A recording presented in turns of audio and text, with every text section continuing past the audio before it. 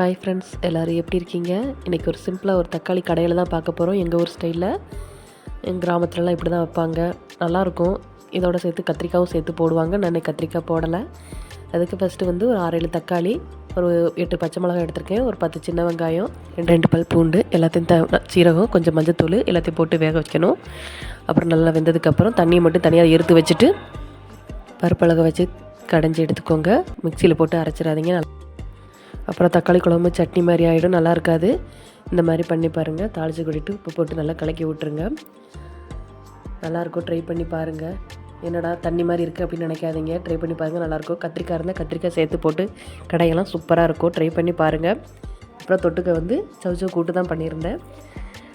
100 பாசிப்பருப்பில் கொஞ்சம் லைட்டாக வெந்ததுக்கப்புறம் 2 சவுச்சவு எடுத்துக்கிட்டேன். 2 சவுச்சவு, ஒரு 4-5 சின்ன வெங்காயம், ஒரே ஒரு தக்காளி. பருப்பு லேசாக லைட்டாக வெந்ததுக்கப்புறம் இதையும் சேர்த்து போட்டு வேக வச்சுக்கணும். 2-3 ஜீரகம் போடணும். கொஞ்சம் ஜீரகம் போட்டு லைட்டாக மஞ்சத்தூள் போட்டு நான்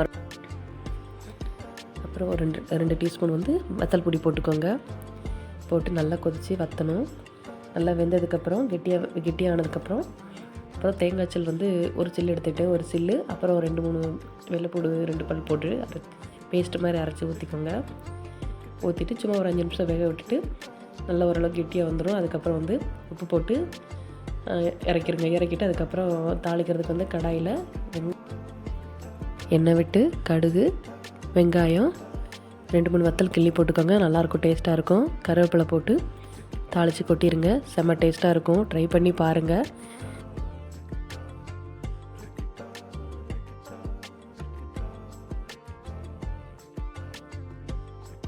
பார்க்குற எல்லோரும் கொஞ்சம் சப்ஸ்கிரைப் பண்ணுங்கப்பா, கொஞ்சம் லைக் பண்ணுங்கள், ஷேர் பண்ணுங்கள், கமெண்ட் பண்ணுங்கப்பா.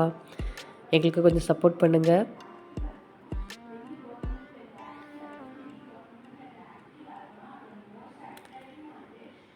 என்னடா வைக்கும்போது நிறையா இருந்தது அப்படின்னு நினச்சி பார்க்காதீங்க. எல்லாம் டிஃபனுக்கு வச்சது போக மிச்சம் அவ்வளோதான், முடிஞ்சது.